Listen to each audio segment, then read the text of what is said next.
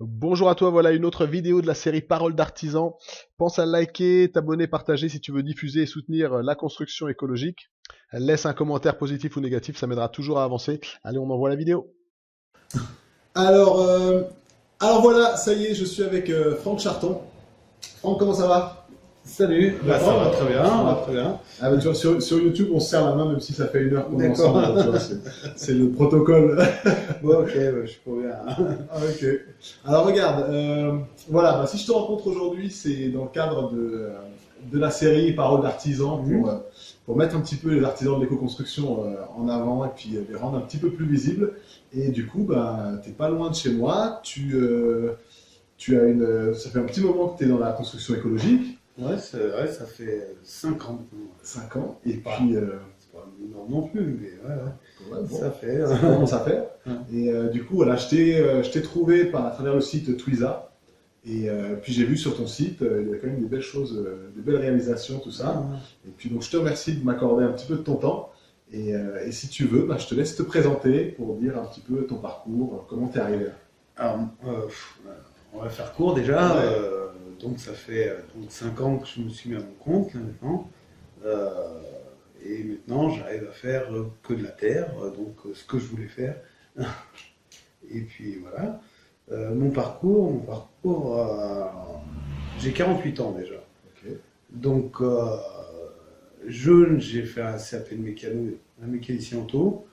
Après, j'ai fait magasinier dans une boîte de matériaux de construction. Je suis parti à l'armée, parce qu'on faisait l'armée encore. Et après, quand je suis revenu de l'armée, j'avais pas de boulot. Je suis retourné chez mon marchand de matériaux de construction et j'ai fait, parce que bon, il me disait, en étant en contact avec tous les artisans, j'aimerais trouver du boulot. Et j'ai trouvé du boulot chez un charpentier. Donc j'ai fait charpentier pendant à peu près 1 an et demi. Et j'ai bien aimé. En fait, j'ai vraiment découvert le bâtiment parce que c'était pas trop ma branche et j'ai bien aimé. Mais bon, j'avais décidé à cette époque-là de faire routier. Donc, Ah oui, ok. ouais, ouais, c'était mon truc. Je voulais conduire des camions, faire routier. Et j'ai fait ça pendant une vingtaine d'années quand même. Voilà. Jusqu'à ce que j'en ai eu bien marre. Donc, Toujours sur la route. voilà, puis ça a évolué, quoi. Pas en bien non plus, mais bon. C'est Et, vrai. ouais. Et, euh, et voilà, ça ne correspondait plus à ce que j'avais envie de faire. Et puis j'avais envie de. Enfin, je voulais de mes propres ailes, de faire. J'en avais marre des boîtes, du système patron, machin. Enfin bon, c'était un truc dans ma vie où il fallait changer. Et donc je me suis lancé dans le bâtiment.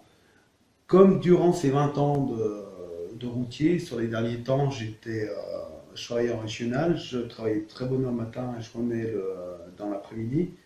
J'ai rénové plusieurs maisons. Voilà. Euh, donc j'ai été autoconstructeur pendant au moins 15 ans. Ok. À ton compte ou bien Tout seul. tout seul? Non, Oui, non, ma maison auto-constructeur, oui, personnelle. pas auto-entrepreneur.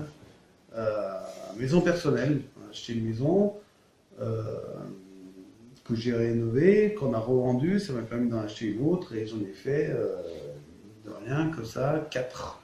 Quatre maisons refaites, revendues. Des apparts de plus en plus grands et une maison et j'ai fini par une grange que j'ai rénovée complètement. Donc voilà, ça m'a permis de me libérer d'un crédit déjà.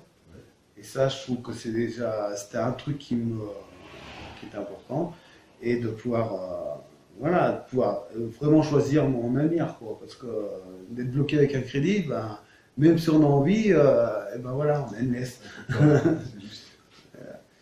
Donc voilà, j'ai eu cette chance de pouvoir me libérer de mon crédit et de pouvoir.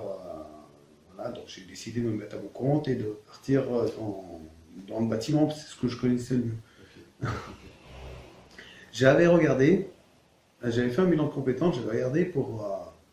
C'est autre chose, hein, mais je voulais fabriquer des vélos au début. Ça me disait bien, ouais. J'étais bien dans ce délire. Ouais, et puis mécano, voilà. Ouais. Après le camion, passe au vélo. Et puis, j'ai quand même une fibre écolo et c'était un peu ce que je trouve. J'avais vraiment envie d'essayer de lancer un truc au lieu d'avoir toutes ces voitures, ces machins, vraiment la promotion du vélo et tout ça. Mais en fait, ça ne suit pas derrière, quoi. Euh, et puis bon, voilà, j'ai fait le parcours le plus simple. J'ai fait ma formation dans le bâtiment. Donc j'ai passé un CAP dans le bâtiment. Et après, j'ai fait une formation dans le bâti ancien. Où là, j'ai vraiment découvert la terre et tout ce qu'il y a autour, quoi. Et ben, déjà en travaillant avec Xavier Plat, avec Natura Bâti, des trucs où bah, tu travailles la terre, puis les gens ils sont tellement euh, à fond dedans, quoi. Ils partagent leur passion et ça donne envie, quoi. Et j'ai adoré, quoi. En fait, je suis tombé amoureux comme plein d'autres, quoi, qui ont fait la terre. Et à partir de là, tu t'es mis à ton compte alors, après cette formation? Et ben après cette formation, tout de suite après, je me suis mis à mon compte. Ok, ok. Et donc au début, je travaillais surtout avec un collègue qui prenait un peu de tout, et puis j'essayais de faire ma promotion dans la terre, et puis ça allait assez vite en fin de compte, hein. Au bout d'un an, je faisais quasiment que de la terre déjà. Ok. Un peu de la charpente, quasiment de la terre. Et qu'est-ce que tu faisais alors en terre? C'était parce que si t'es tout seul, je pense que c'est pas forcément des murs en pisé sur lesquels. Non, bah, des murs en pisé, franchement, à part un mètre ou deux De temps en temps, ouais. ouais, que je fais parce qu'il faut relever un mur, parce que ça s'est écoulé, ou des trucs comme ça, j'en fais pas vraiment, je ne fais pas le à faire des comme ça. Hein. J'aimerais bien, hein, mais bon, c'est pas. Voilà, c'est du boulot, Ouais. c'est sûr. C'est faut avoir une grosse entreprise, quoi. Et, mais non, mais beaucoup d'ouvertures, des dalles chaudes, des planchers avec des reprises de muraillères, des trucs comme ça pour pouvoir refaire des diaphragmes dans des maisons qui ont des mouvements, enfin tout ce qu'on peut faire dans une maison en maçonnerie. C'est toi, tout à l'heure, tu me disais que tu avais envie de faire de l'enduit. J'en ai fait, l'enduit, c'est pas. Moi, je suis à fond dans le gros œuf, j'adore le gros œuf. Ok, ok. De plus, c'est bourrin, gros œuf, et de faire des grosses ouvertures, des trucs comme ça, je m'éclate là. Ok. Ouais. Ok, ok. Eh ben écoute, ce que je te propose, c'est de nous montrer un petit peu ce que tu as fait. Ah, ce que t'as chantier déjà fait participatif. ici. Alors là, c'est une autre. Voilà, c'est une autre C'est une facette. autre facette, ouais. Voilà. Alors voilà, ce qu'on peut dire, c'est que on peut aller voir un petit peu la facette Ah. du chantier participatif avec Ah. les super réalisations que tu m'as montrées là. Et puis, comme ça, on les commentera, sur la vidéo. Ça roule? D'accord, ouais, y a pas de souci. Ok, ok. Alors, du coup, tu travailles aussi. Ouais, les chantiers, tu les trouves par quel biais? Alors, c'est de bouche à bouche, ça commence à faire son. j'ai. Bouche à oreille, pardon, pas Voilà. bouche à bouche. Bouche à oreille. Ouais, j'ai un petit site qui aucune prétention, mais qui permet de voir un peu ce que je fais, quoi. Mais bon, bien souvent sur les chantiers, j'ai des collègues qui sont auto-entrepreneurs qui viennent avec moi, qui travaillent, et bien la moitié de l'année, on travaille à 2 voire 3, quoi. Bah oui, parce que c'est une Voilà, physique. ouais, bah, une grosse ouverture, on ne peut pas la faire tout seul. Même une petite, je dirais, une petite de 1 mètre comme ça va bien, mais si on fait 2 mètres de large, ouais, c'est galère. Après, il faut charrier toutes les. Ouais. Alors, un truc que j'essaye de développer aussi, parce que j'aime bien ça, c'est de l'accompagnement aux autoconstructeurs. Que j'essaye de faire de plus en plus, et là, ça résout un peu le problème, parce que la main-d'œuvre, c'est l'autoconstructeur qui me la donne et qui appelle ses collègues et avec qui on fait les trucs. Et puis je trouve que c'est sympa, on change d'équipier. Et puis travailler avec un autoconstructeur, le mec il veut faire sa maison, il participe, je trouve que déjà c'est super enrichissant pour lui. Et en plus, il n'y a pas de. On voit quand je dis que ça coûterait tel prix pour faire une ouverture, quand on l'a fait, c'est pourquoi. Parce que. Voilà. Ouais, parce qu'une ouverture dans du pisé, c'est du boulot, c'est de la du boulot, masse à charrier après, à dégager, tout ça. Et cadre en bois, tout ça. Ok, et tes bois, tu les cherches, tu les trouves où? Il y a un petit village qui est pas très loin d'ici. Et dans ce petit village, il y a une scierie, un gars qui est un peu plus jeune que moi, mais qui était à l'école avec moi, qui a repris la scierie de son père, et avec qui j'aime bien travailler, je le connais depuis longtemps, et qui a une démarche assez sympa aussi, je trouve, parce qu'il est bûcheron à la base, et il achète les arbres sur pied. Donc, donc debout.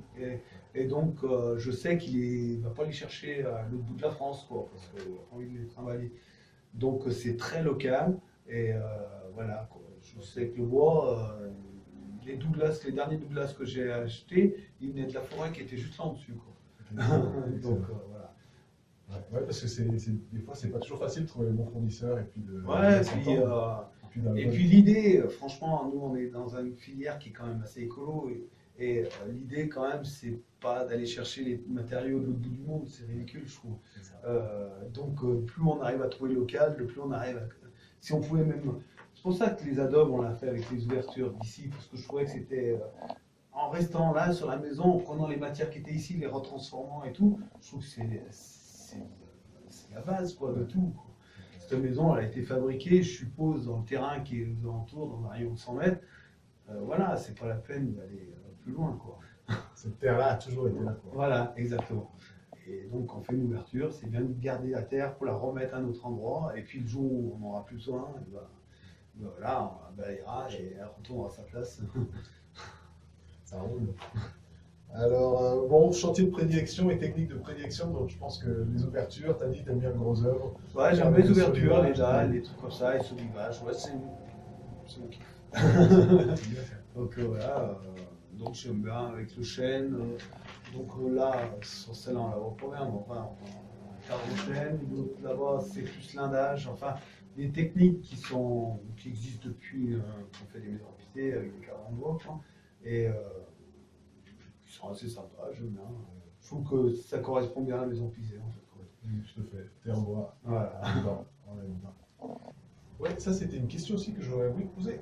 Les relations avec les autres artisans quand tu arrives sur un chantier et que toi tu te dis bah, moi je fais de la terre, est-ce qu'ils sont curieux, est-ce qu'ils te posent des questions? Ouais, il y en a toujours un qui dit ah bah ouais j'ai vu ça quelque part, enfin bon des trucs, ça se passe assez bien. Je pense qu'il y a quelques années c'était plus dur. Euh, Moi je sais que par Natura Bâti, je sais qu'il y a des chantiers où vous arrivez, les mecs, ils étaient ah aujourd'hui vous avez planté les salades, enfin bon parce que tu travailles la terre tout de suite t'as le jardinier quoi. Mais bon voilà. Ouais, ça évolue aussi, ça. Ouais, c'est vrai qu'il y a quelques temps, on était des originaux, quoi. Voilà, Travailler la terre, la voilà, exactement. Est-ce que, ça peut être une question piège, est-ce qu'il y a une technique ou quelque chose sur lequel tu as changé d'avis ou de façon de faire, que tu faisais d'une certaine manière et que après tu te dis, ah ben non, là j'ai vu faire comme ça et c'est peut-être mieux. Mais en fait, je dis, ça serait même con de ne pas changer de manière, mon enfant. Au contraire, même, c'est hyper important. Moi, je vois les ouvertures, je faisais des cadres, par exemple, avec 3 bois, comme ça. Moi, j'ai eu fait avec 2 bois, après j'ai fait avec 3 bois. Maintenant, j'essaye de faire beaucoup d'ouvertures avec du lindage. Je trouve que c'est encore de mieux en mieux, un peu comme celle que j'ai fait avant. Qu'est-ce que j'ai changé? Les dalles, j'ai fait dalle à chaud normale. Là, on va faire une dalle chaud liège. Je regarde aussi de la chaud argile. Enfin bon. Si, j'aimerais bien essayer toutes les techniques. Et puis, si, l'autre jour, j'ai vu un sol en terre battue et je suis fan de fan. Okay. Là c'est le truc que je ferai ici, ça c'est sûr, sur le chantier participatif. Mais je vais essayer d'en faire avant d'ailleurs. Okay. Voilà. Bon, je suivrai sur Twiza pour être là pour voir ça. Et ben, très bien. Alors, peut-être quelque chose d'important, où est-ce qu'on peut te trouver? Je pense que je suis assez visible sur Internet. Voilà. La région, donc pour moi, j'ai lieu. Moi, j'essaye de rester dans mon secteur, à 38-300. J'aime bien venir dans la Bièvre, donc je viens de jusqu'à là, mais j'aimerais faire comme les anciens. J'avais un grand-père qui était maçon, arrière-grand-père qui était maçon. Il avait une petite char à bras et il partait comme ça le matin avec son char à bras. Moi, ça me plaît bien, on peut te compter, ça serait ne pas aller bien trop loin, ça serait pas mal. C'est bien qu'on aura le pic pétrolier, on va être Voilà. tranquille. Bon, bah écoute, je te remercie. Si tu veux, on peut aller regarder les boutins en dessous. Ouais, si tu veux. Merci d'être arrivé jusqu'ici. Si tu veux des informations sur Franck Charton ou participer à un de ses chantiers participatifs, les liens sont dans la description. Et également, si tu es intéressé par la terre crue, téléchargeable dans la description, mon fascicule sur la construction en terre crue en France. Très bien, je te donne rendez-vous dans les prochaines vidéos. Et en attendant, passe une très bonne journée et à bientôt sur faisonslemur.com.